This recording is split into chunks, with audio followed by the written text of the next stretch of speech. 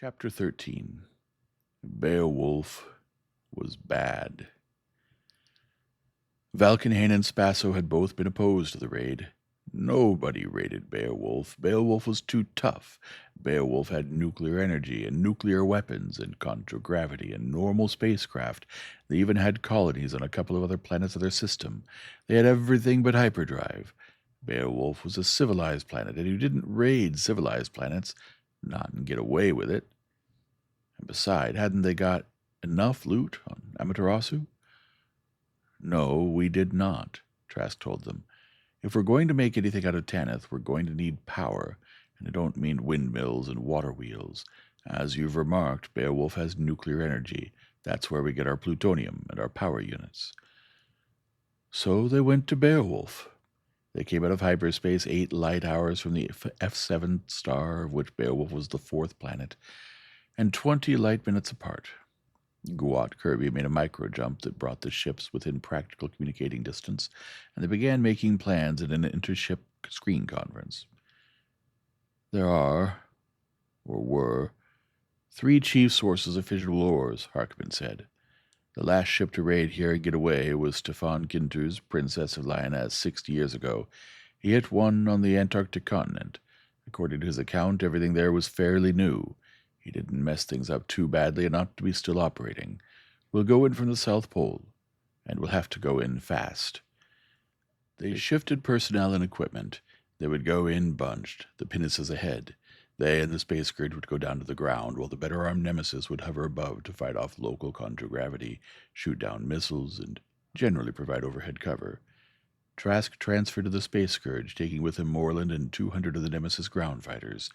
Most of the single mounts, landing craft and manipulators, and heavy-duty lifters went with him, jamming the decks around the vehicle ports of Valkenhayn's ship. They jumped into 6 light minutes, and while Valkenhayn's astrogator was still fiddling with its controls, they began sensing radar and microwave detection. When they came out again, they were 2 light seconds off the South Pole, and half a dozen ships were either in orbit or coming up from the planet. All normal spacecraft, of course, but some were almost as big as the Nemesis. From there on, it was a nightmare. Ships pounded at them with guns, and they pounded back. Missiles went out, and counter-missiles stopped them in rapidly expanding and quickly vanishing globes of light. Red lights flashed on the damage board, and sirens howled, and klaxons squawked. In the outside view screens, they saw the Nemesis vanish in a blaze of radiance, and then, while their hearts were still in their throats, come out of it again. Red lights went off on the board as damage control crews and their robots sealed the breaches in the hull and pumped air back into evacuated areas, and then more red lights came on. Occasionally he would glance toward Boak Valkenhayn, who sat motionless in his chair, chewing a cigar that had gone out long ago. He wasn't enjoying it, but he wasn't showing fear. Once a Beowulfer vanished in a supernova flash, and when the ball of incandescence widened to nothing, the ship was gone. All Valkenhayn said was, "Hope one of our boys did that." They fought their way in and down, toward the atmosphere.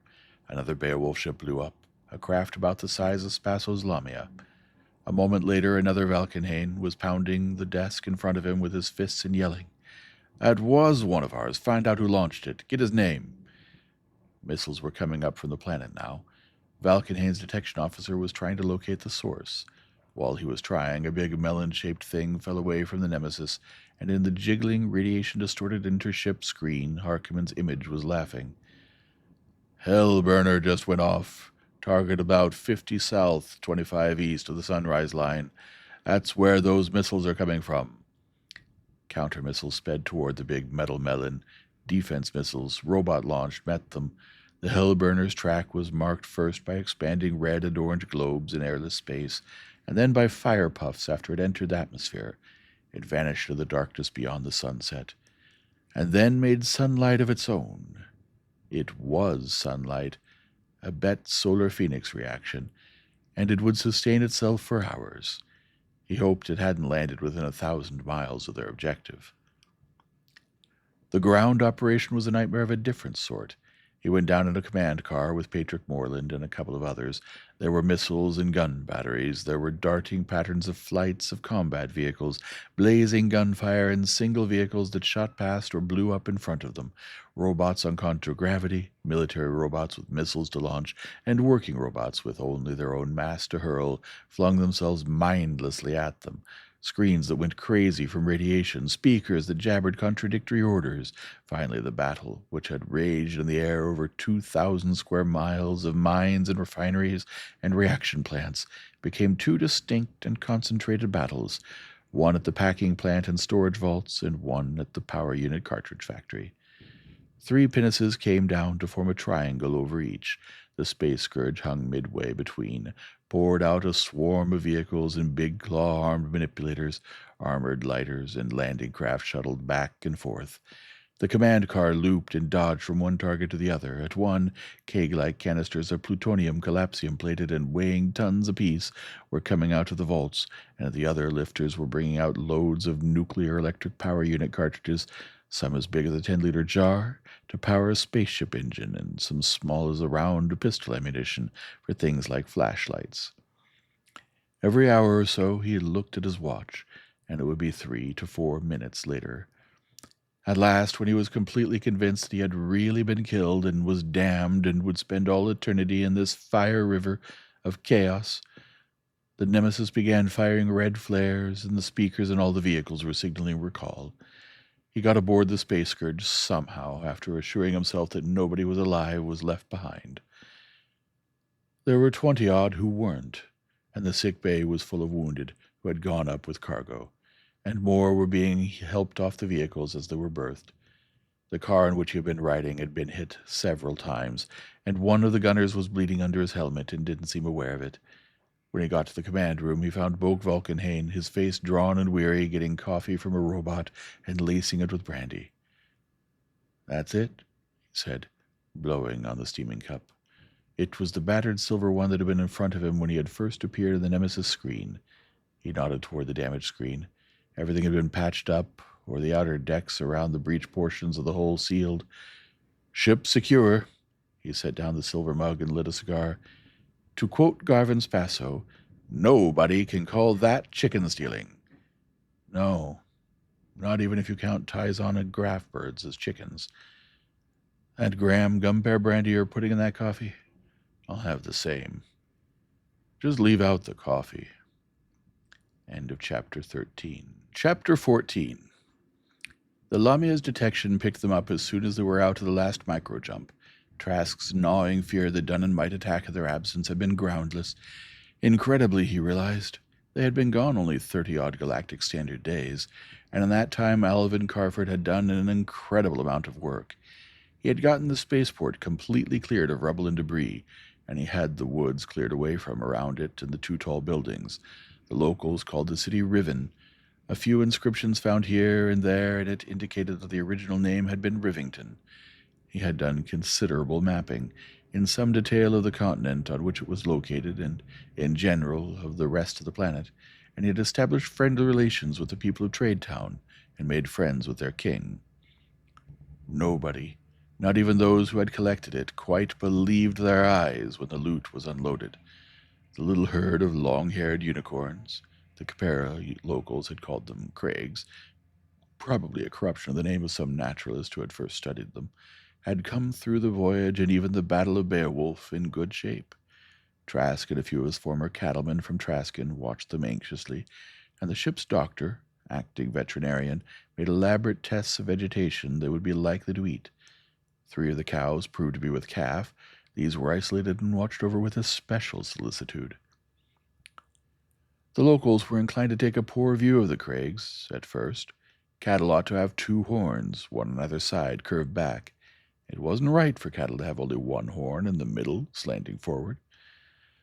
Both ships had taken heavy damage. The Nemesis had 1 pinnace berth knocked open, and everybody was glad the Beowulfers hadn't noticed that and gotten a missile inside. The Space Scourge had taken a hit directly at her south pole while lifting out from the planet, and a good deal of the southern part of the ship was sealed off when she came in. The Nemesis was repaired as far as possible and put on off-planet patrol. Then they went to work on the Space Scourge, transferring much of her armament to ground defense, clearing out all the available cargo space, and repairing her hull as far as possible. To repair her completely was a job for a regular shipyard like Alex Gorham's on Graham's, and that was where the work would be done. Bulk Valkenhayn would command her on the voyage to and from Graham. Since Beowulf, Trask had not only ceased to dislike the man, but was beginning to admire him. He had been a good man once, before ill fortune, which had been only partly of his own making, had overtaken him. He'd just let himself go and stopped caring. Now he had taken hold of himself again. It had started showing after they had landed on Amaterasu.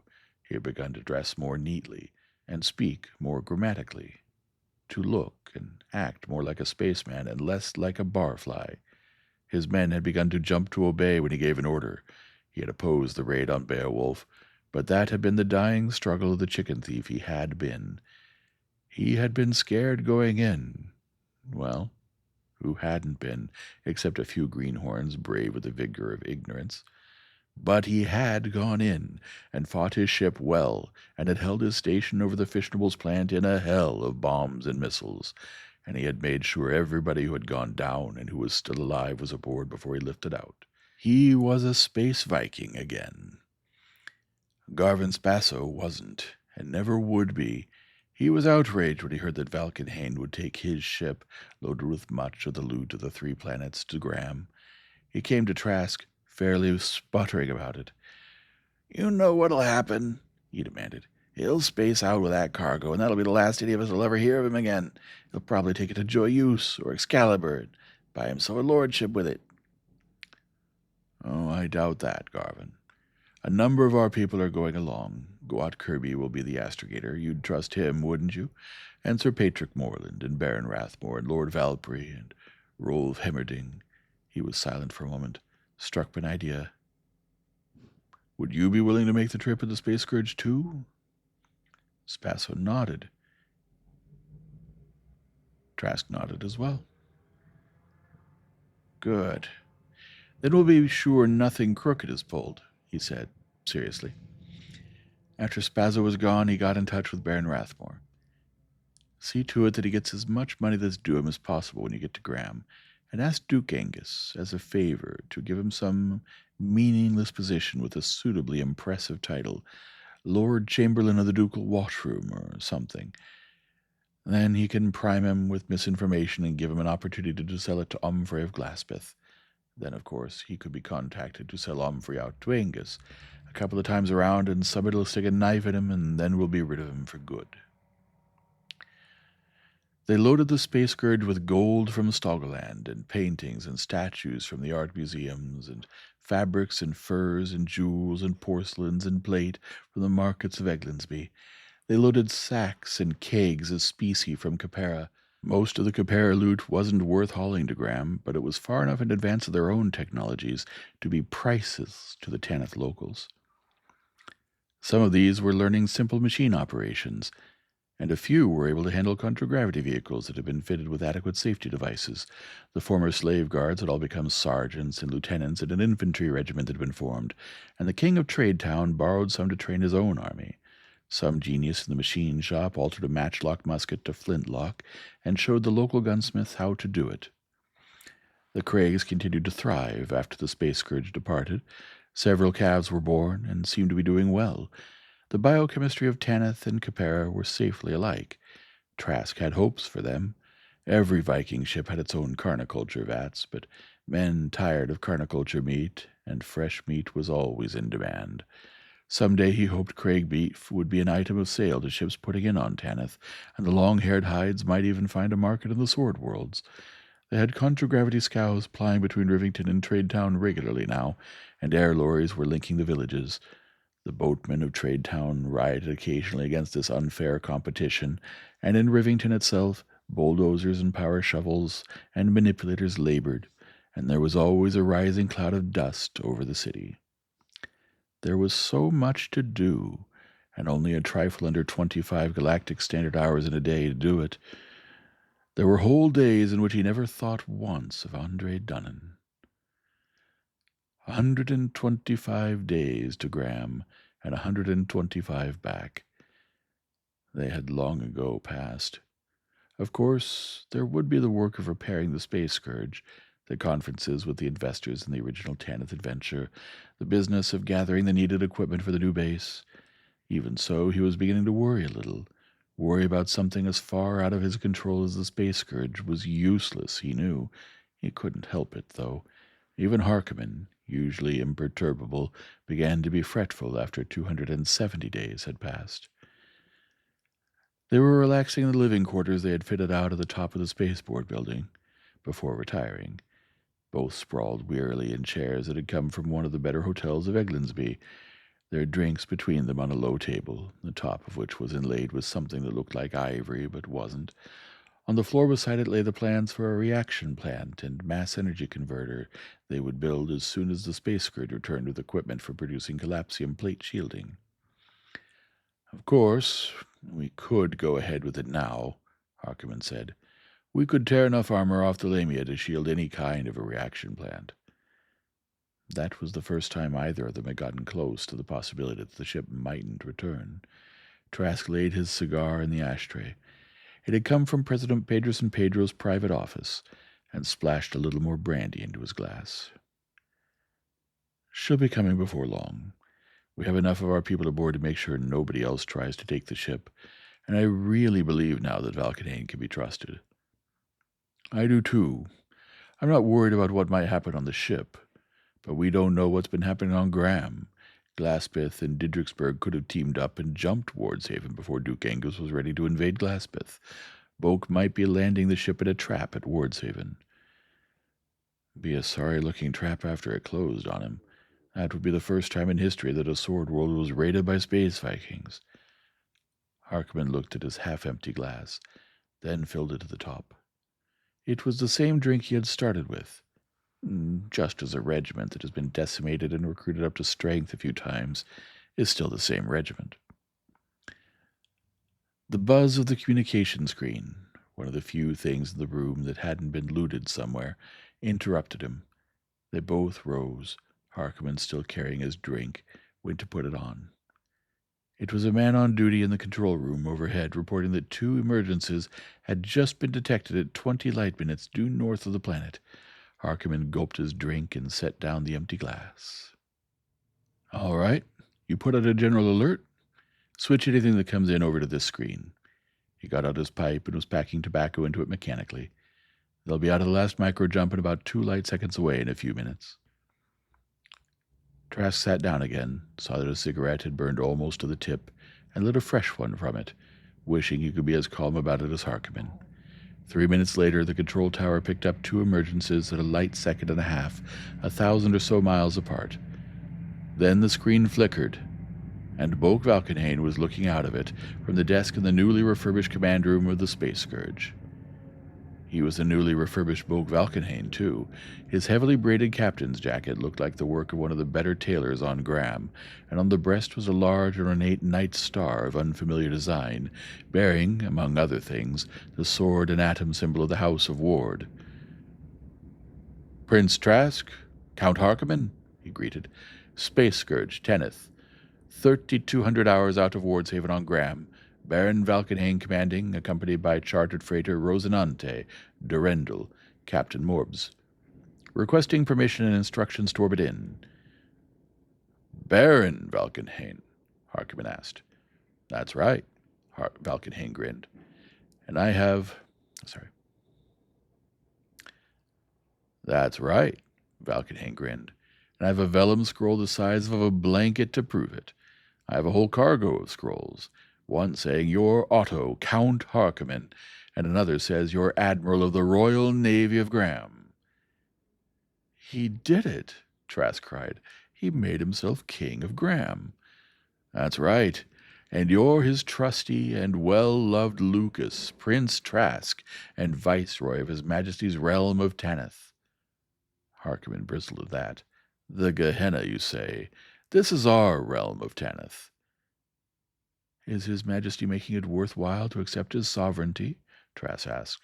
That is, beside vellum scrolls. Valkenhayn was still grinning. Wait till we start sending cargo down, and wait till you see what's crammed into the other ship. Did Spazzo come back with you? Harkonnen asked. Oh no, Sir Garvin Spazzo entered the service of His Majesty King Angus. He is chief of police at Glaspeth now, and nobody can call what he's doing there chicken stealing either. Any chickens he steals the whole farm to get them. That didn't sound good. Spazzo could make King Angus' name stink all over Glaspeth. Or maybe he'd allow Spazzo to crush the adherents of Omfrey and then hang him for his oppression of the people. He'd read about somebody who'd done that before in one of Harkonnen's old Terran history books. Baron Rathmore had stayed on Graham. So had Rolf Hammerdung. The rest of the gentlemen adventurers, all with shiny new titles of nobility, had returned. From them, as the two ships were getting into orbit, he learned what had happened on Graham since the Nemesis had spaced out. Duke Angus had announced his intention of carrying on with the 10th adventure and had started construction of a new ship at the Gorham Yards. This had served plausibly to explain all the activities of preparation for the invasion of Glaspeth, and had deceived Duke Omfrey completely. Omfrey had already started a ship of his own. The entire resources of his duchy were thrown into an effort to get her finished into space ahead of the one Angus was building. Work was going on frantically on her when the Wardshaven invaders hit Glaspeth. She was now nearing completion as a unit of the Royal Navy. Duke Omfrey had managed to escape to Didriksburg. When Angus troops moved in on the latter duchy, he had escaped again, this time off-planet. He was now eating the bitter bread of exile at the court of his wife's uncle, the King of Halticlear. The Count of Newhaven, the Duke of Biglersport, and the Lord of Northport, all of whom had favored the establishment of a planetary monarchy, had immediately acknowledged Angus as their sovereign. So, with a knife at his throat, had the Duke of Didriksburg. Many other feudal magnates had refused to surrender their sovereignty. That might mean fighting, but Patrick, now Baron Moreland, doubted it. The Space Scourge stopped that, he said. When they heard about the base here and saw what we'd shipped to Graham, they started changing their minds. Only subjects of King Angus will be allowed to invest in the Tanith adventure. As for accepting King Angus' annexation of Tanith and accepting his sovereignty, that would also be advisable. They would need a Sword World outlet for the loot they took or obtained by barter from other space Vikings, and until they had adequate industries of their own, they would be dependent on Graham for many things which could not be gotten by raiding. I suppose the king knows I'm not out here for my health, or his profit? He asked Lord Valkyrie during one of the screen conversations as the Space Scourge was getting into orbit. My business out here is Andre Dunnan. Oh, yes, the Wardshaven noble replied.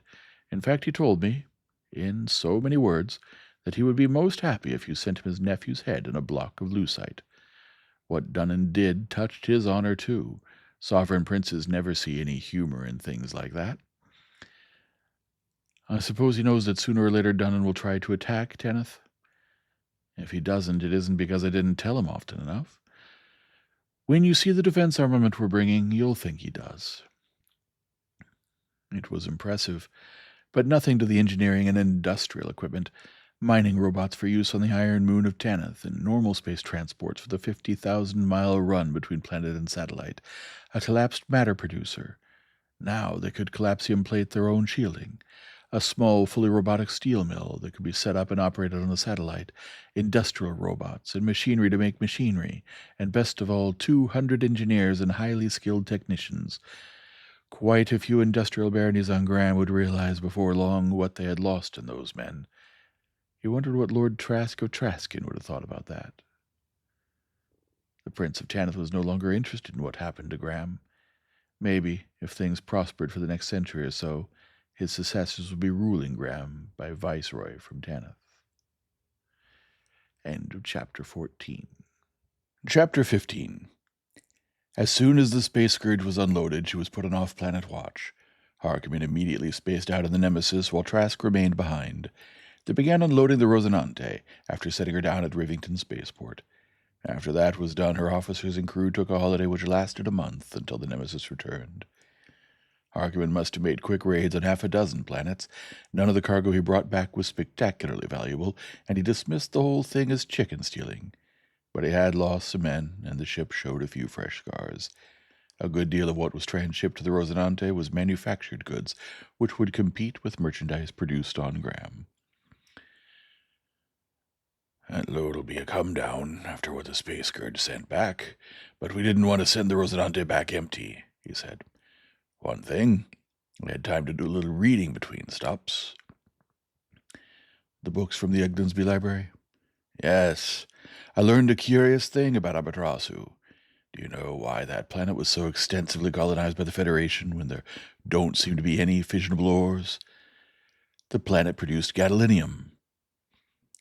Gadolinium was essential to hyperdrive engines. The engines of a ship the size of the Nemesis required 50 pounds of it. On the Sword Worlds, it was worth several times its weight in gold. If they still mined it, Amaterasu would repay a second visit. When he mentioned it, Harkiman shrugged. Why should they mine it? There's only one thing it's good for, and you can't run a spaceship on diesel oil. I suppose the mines could be reopened and new refineries built, but we could trade plutonium for gadolinium. They have none of their own. We could charge our own prices for it, and we wouldn't need to tell them what gadolinium sells for on the Sword Worlds. We could, if we could do business with anybody there after what we did to Egdonsby and Stolgerland. Where would we get plutonium? Why do you think the Beowulfers don't have hyperships when they have everything else? Harkiman snapped his fingers. By Satan, that's it! Then he looked at Trask in alarm. Hey, you're not thinking of selling Amaterasu plutonium and Beowulf gadolinium, are you? Why not? We could make a big profit on both ends of the deal. You know what would happen next, don't you? There'd be ships from both planets all over the place in a few years. We want that like we want a hole in the head. He couldn't see the objection. Tanith and Amaterasu and Beowulf could work up a very good triangular trade. All three would profit. It wouldn't cost men and ship damage and ammunition either. Maybe a mutual defense alliance, too. Think about it later. There was too much to do here on Tanith at present. There had been mines on the moon of Tanith before the collapse of the Federation. They had been stripped of their equipment afterward while Tanith was still fighting a rearguard battle against barbarism. But the underground chambers and man-made caverns could still be used, and in time the mines were reopened and the steel mill put in, and eventually ingots of finished steel were coming down by shuttlecraft.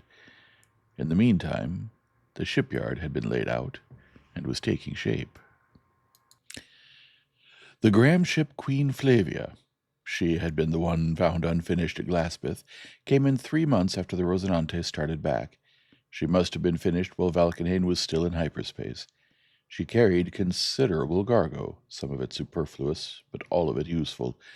Everybody was investing in the Tanith adventure now, and the money had to be spent for something.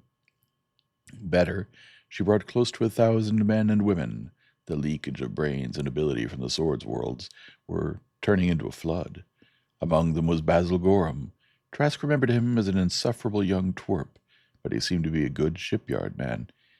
He very frankly predicted that in a few years his father's yards at Wardshaven would be idle, and all the Tanith ships would be Tanith-built.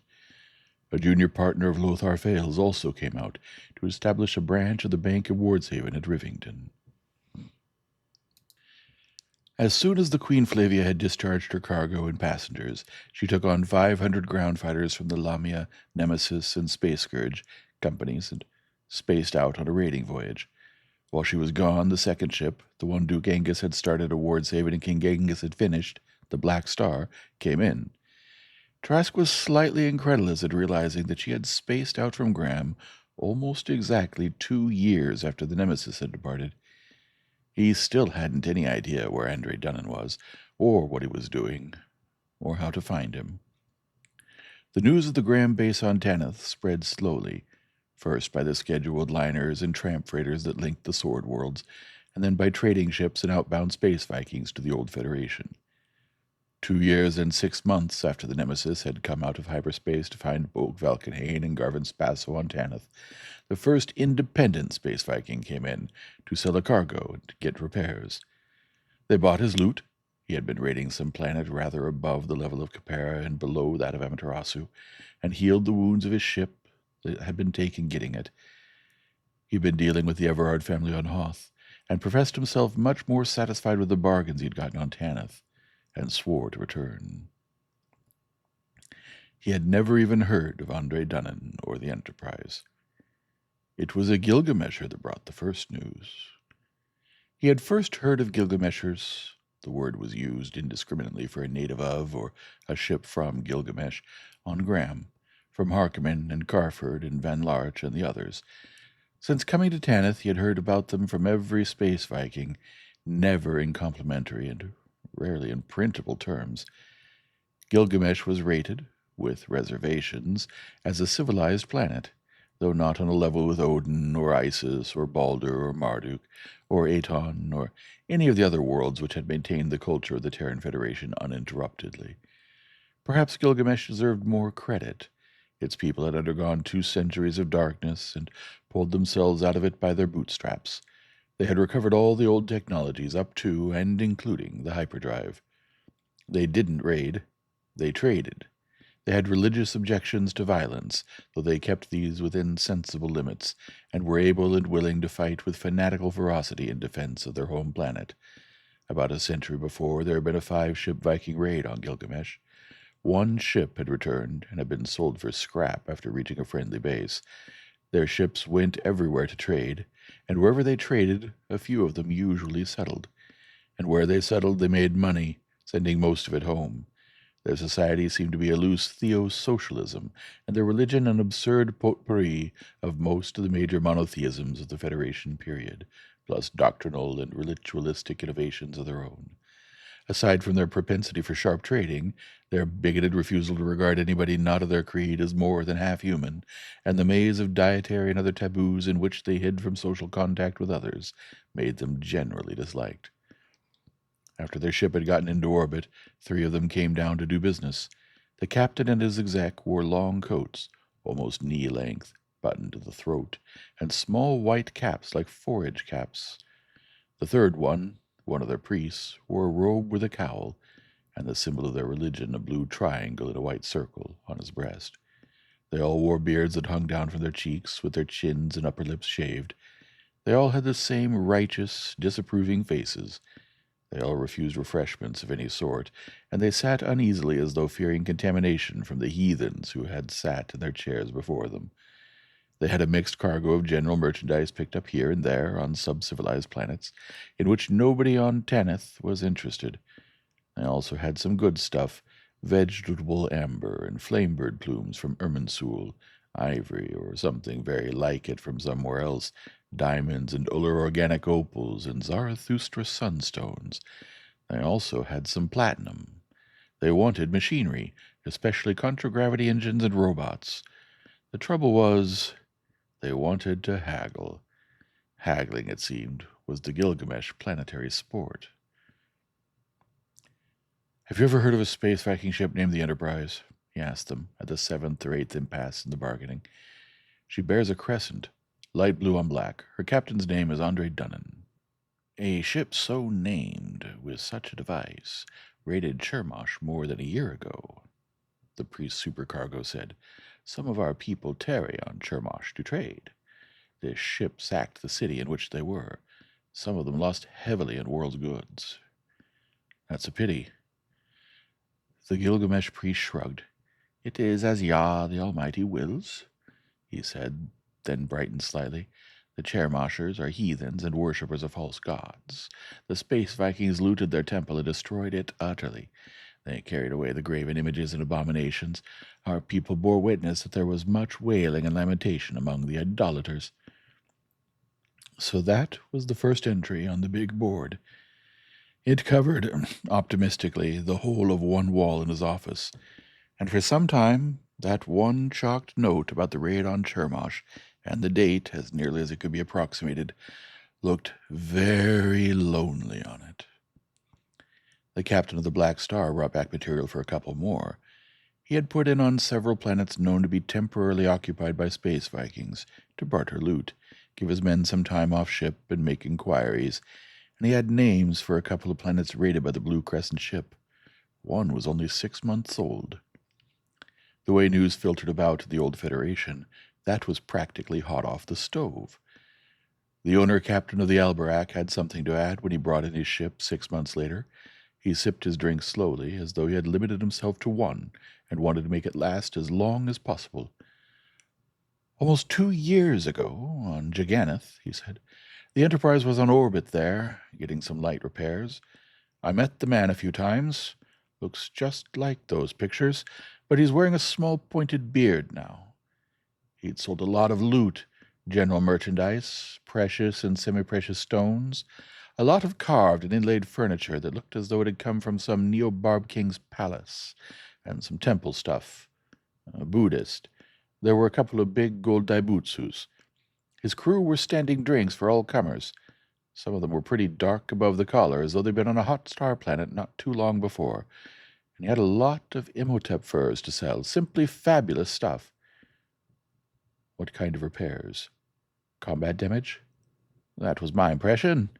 He spaced out a little over 100 hours after I came in company with another ship, the Starhopper, Captain Theodore Vaughn. The talk was that they were making a 2-ship raid somewhere." The captain of the Alberac thought for a moment.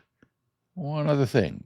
He was buying ammunition, everything from pistol cartridges to hellburners, and he was buying all the air and water recycling equipment, and all the carniculture and hydroponic equipment he could get." That was something to know. He thanked the Space Viking and then asked, "Did he know, at the time, that I'm out here hunting for him?" "If he did, nobody else on Jaganeth did. I didn't hear about it myself till 6 months afterward." That evening he played off the recording he had made of the conversation for Harkonnen and Valkenhayn and Carford and some of the others. Somebody instantly said, "That temple stuff came from Chermosh. They're Buddhists there. That checks with the Gilgamesh's story." "He got the furs on Imhotep. He traded for them," Harkonnen said. "Nobody gets anything off Imhotep by raiding. The planet's in the middle of a glaciation. The land surface down to the 50th parallel is iced over solid. There is one city, 10 or 15,000, and the rest of the population is scattered around in settlements of a couple of hundred all along the face of the glaciers. They're all hunters and trappers. They have some contragravity, and when a ship comes in, they spread the news by radio, and everybody brings his furs to town. They use telescope sights, and everybody over 10 years old can hit a man in the head at 500 yards, and big weapons are no good. They're too well dispersed, so the only way to get anything out of them is to trade for it." "I think I know where he was," Alvin Carford said. "On Imhotep, silver is a monetary metal. On Agni, they use silver for sewer pipe. Agni is a hot star planet, class B3 sun, and on Agni they're tough, and they have good weapons. That could be where the Enterprise took that combat damage." That started an argument as to whether he'd gone to Chermosh first. It was sure that he had gone to Agni and then Imhotep. Watt Kirby tried to figure both courses. "It doesn't tell us anything either way," he said at length. "Chermosh is away off to the side from Agni and Imhotep in either case." "Well, he does have a base somewhere, and it's not on any Terra-type planet," Valkenhayn said. "Otherwise, what would he want with all that air and water and hydroponic and carniculture stuff?" The old Federation area was full of non-Terra-type planets, and why should anybody bother going to any of them? Any planet that wasn't oxygen atmosphere, 6,000 to 8,000 miles in diameter, and within a narrow surface temperature range, wasn't worth wasting time on. But a planet like that, if one had the survival equipment, would make a wonderful hideout. "What sort of a captain is this Theodore Vaughn?" he asked. "A good one," Harkonnen said promptly. "He has a nasty streak, sadistic, but he knows his business, and he has a good ship and a well-trained crew. You think he and Dunnan have teamed up?" "Don't you? I think now that he has a base, Dunnan is getting a fleet together." "He'll know we're after him by now," Van Larch said, "and he knows where we are, and that puts him one up on us." End of Chapter 15. Chapter 16. So Andre Dunnan was haunting him again. Tiny bits of information came in. Dunnan's ship had been on Hoth, on Nergal, selling loot. Now he sold for gold or platinum and bought little, usually arms and ammunition. Apparently his base, wherever it was fully self-sufficient. It was certain, too, that Dunnan knew he was being hunted. One space Viking who had talked with him quoted him as saying, "I don't want any trouble with Trask, and if he's smart, he won't look for any with me." This made him all the more positive that somewhere Dunnan was building strength for an attack on Tanith. He made it a rule that there should always be at least 2 ships in orbit off Tanith, in addition to the Lamia, which was on a permanent patrol, and he installed more missile launching stations both on the moon and on the planet. There were 3 ships bearing the Ward, Swords, and Atom symbol, and a 4th building on Graham. Count Lionel of New Haven was building one of his own, and 3 big freighters shuttled across the 3,000 light years between Tanith and Graham. Cesar Carval, who had never recovered from his wounds, had died. Lady Lavina had turned the barony and the business over to her brother, Bert Sanderson, and gone to live on Excalibur. The shipyard at Rivington was finished, and now they had built the landing legs of Harkomen's Coruscant too, and were putting up the skeleton. And they were trading with Amaterasu now. Pedroson Pedro had been overthrown and put to death by General Degro Hector during the disorders following the looting of Eglindsby. The troops left behind in Stalgaland had mutinied and made common cause with their late enemies. The 2 nations were in an uneasy alliance, with several other nations combining against them, when the Nemesis and the Space Scourge returned and declared peace against the whole planet. There was no fighting. Everybody knew what had happened to Stalgaland and Eglindsby.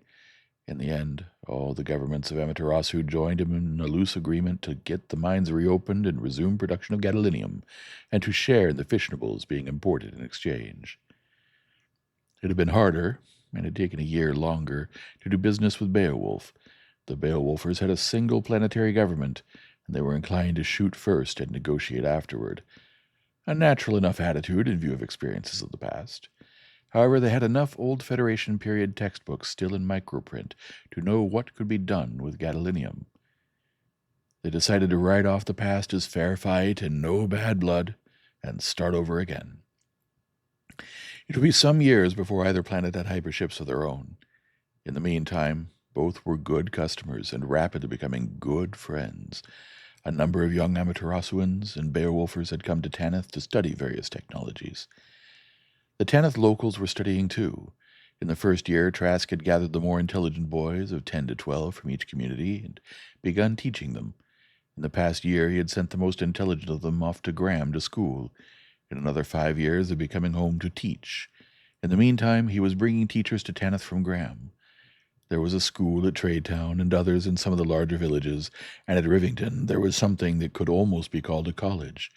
In another 10 years or so, Tanith would be able to pretend to the status of civilization. If only Andre Dunnan and his ships didn't come too soon. They would be beaten off, he was confident of that, but the damage Tanith would take in the defense would set back his work for years. He knew all too well what space Viking ships could do to a planet. He'd have to find Dunnan's base, smash it, destroy his ships, kill the man himself first.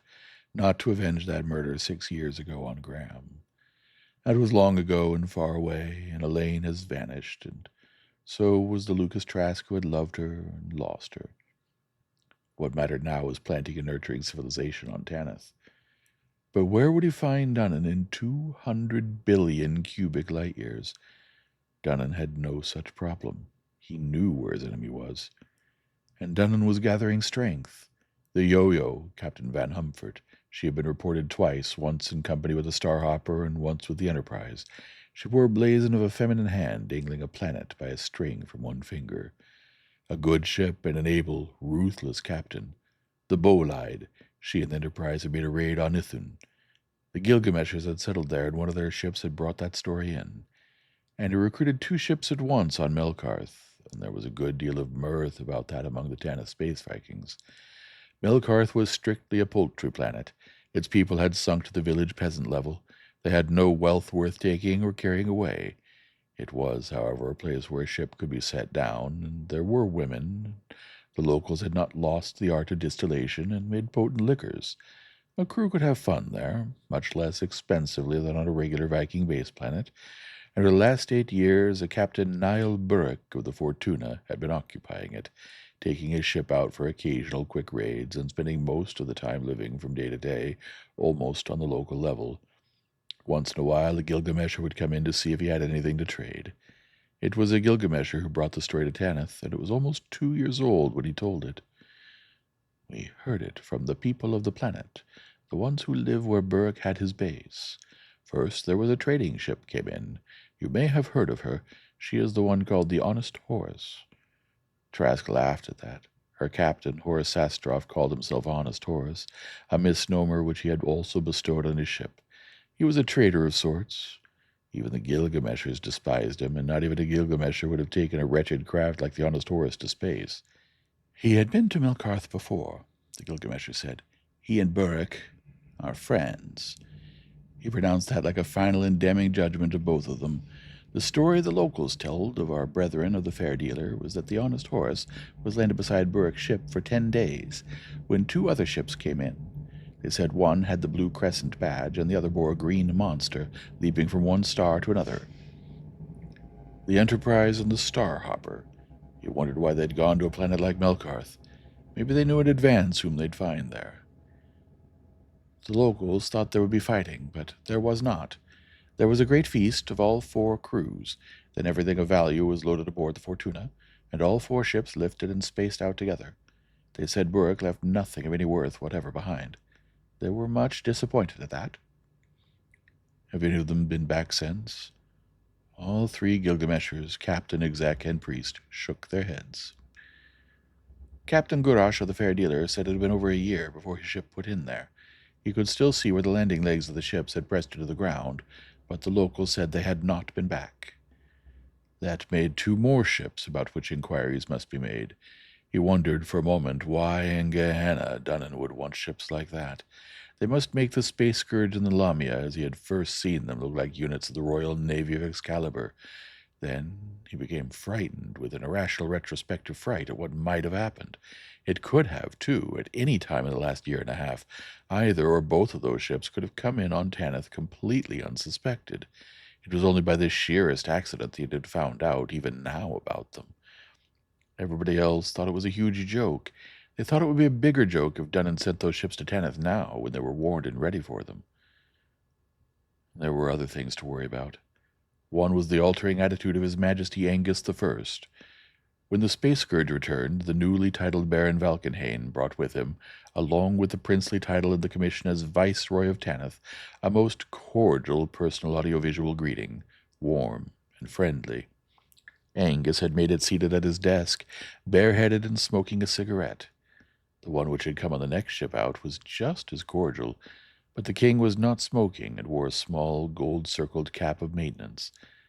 By the time they had 3 ships in service on scheduled 3-month arrivals, a year and a half later, he was speaking from his throne, wearing his crown and employing the first-person plural for himself, and finally the third-person singular for Trask. By the end of the 4th year, there was no audiovisual message from him in person, and a stiff complaint from Rovard Groffus to the effect that His Majesty felt it unseemly for a subject to address his sovereign while seated, even by audiovisual. This was accompanied by a rather apologetic personal message from Groffus, now Prime Minister, to the effect that His Majesty felt compelled to stand on his royal dignity at all times, and that, after all, there was a difference between the position and dignity of the Duke of Wardshaven and that of the planetary king of Graham. Prince Trask of Tanith couldn't quite see it. The king was simply the first nobleman of the planet. Even kings like Rodolph of Excalibur or Napoleon of Flamberge didn't try to be anything more. Thereafter he addressed his greetings and reports to the Prime Minister, always with a personal message, to which Groffus replied in kind. Not only the form, but also the content of the messages from Graham underwent change. His Majesty was most dissatisfied. His Majesty was deeply disappointed. His Majesty felt that His Majesty's colonial realm of Tanith was not contributing sufficiently to the royal exchequer, and His Majesty felt that Prince Trask was placing entirely too much emphasis upon trade and not enough upon raiding. After all, why barter with barbarians when it was possible to take what you wanted from them by force? And there was the matter of the Blue Comet, Count Lionel of Newhaven's ship. His Majesty was most displeased that the Count of Newhaven was trading with Tanith from his own spaceport. All goods from Tanith should pass through the Wardshaven spaceport. "Look, Rovard," he told the audiovisual camera, which was recording his reply to Groffus. You saw the space scourge when she came in, didn't you? That's what happens to a ship that raids a planet where there's anything worth taking. Beowulf is lousy with fissionables. They'll give us all the plutonium we can load, in exchange for gadolinium, which we sell them at about twice Sword World prices. We trade plutonium and Amaterasu for gadolinium and get it for about half Sword World prices. He pressed the stop button until he could remember the ancient formula. You may quote me as saying that whoever has advised His Majesty that that isn't good business is no friend to His Majesty or to the realm. As for the complaint about the Blue Comet, as long as she is owned and operated by the Count of New Haven, who is a stockholder in the 10th Adventure, she has every right to trade here. He wondered why His Majesty didn't stop Lionel of New Haven from sending the Blue Comet out from Graham. He found out from her skipper the next time she came in. He doesn't dare, that's why. He's king as long as the great lords like Count Lionel and Joris of Iglisport and Alan of Northport want him to be. Count Lionel has more men and more guns and contragravity than he has now, and that's without the help he'd get from everybody else. Everything's quiet on Graham now. Even the war on South Main Continent stopped. Everybody wants to keep it that way. Even King Angus isn't crazy enough to do anything to start a war. Not yet, anyhow. Not yet? The captain of the Blue Comet, who was one of Count Lionel's vassal barons, was silent for a moment. You ought to know, Prince Trask, he said. Andre Dunnan's grandmother was the king's mother. Her father was old Baron Zarvis of Blackcliff. He was what was called an invalid the last 20 years of his life. He was always attended by 2 male nurses about the size of Otto Harkonnen. He was also said to be slightly eccentric.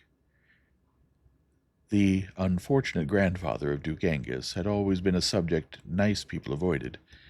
The unfortunate grandfather of King Angus was probably a subject everybody who valued their necks avoided. Lothar Fale had also come out on the Blue Comet. He was just as outspoken. I'm not going back. I'm transferring most of the funds of the Bank of Wardshaven out here. From now on, it'll be a branch of the Bank of Tanith. This is where the business is being done. It's getting impossible to do business at all in Wardshaven, what little business there is to do. Just what's been happening? Well, taxation first. It seems the more money came in from here, the higher taxes got on Graham. Discriminatory taxes, too, pinched the small landholding and industrial barons and favored a few big ones. Baron Spasso and his crowd. Baron Spasso now? Fale nodded. About half of Glaspeth. A lot of the Glaspeth barons lost their baronies, some of them their heads, after Duke Omfrey was run out. It seems there was a plot against the life of His Majesty. It was exposed by the zeal and vigilance of Sir Garvin Spasso, who was elevated to the peerage and rewarded with the lands of the conspirators. He said business was bad. As business? Fale nodded again. The big Tanith boom was busted. It got oversold. Everybody wanted in on it, and they should never have built those last 2 ships, the Speedwell and the Good Hope. The return on them didn't justify it. Then you're creating your own industries and building your own equipment and armament here. That's caused a slump in industry on Graham. I'm glad Lavina Carvel has enough money invested to live on. And finally, the consumer's goods market is getting flooded with stuff that's coming in from here and competing with Graham industry. Well, that was understandable. One of the ships that made the shuttle trip to Graham would carry enough in her strong rooms, in gold and jewels and the like, to pay a handsome profit on the voyage. The bulk goods that went into the cargo holds was practically taking a free ride, so anything on hand, stuff that nobody would ordinarily think of shipping in interstellar trade, went aboard. A 2,000-foot freighter had a great deal of cargo space. Baron Trask of Traskin hadn't even begun to realize what Tanith Base was going to cost Graham. End of chapter 16.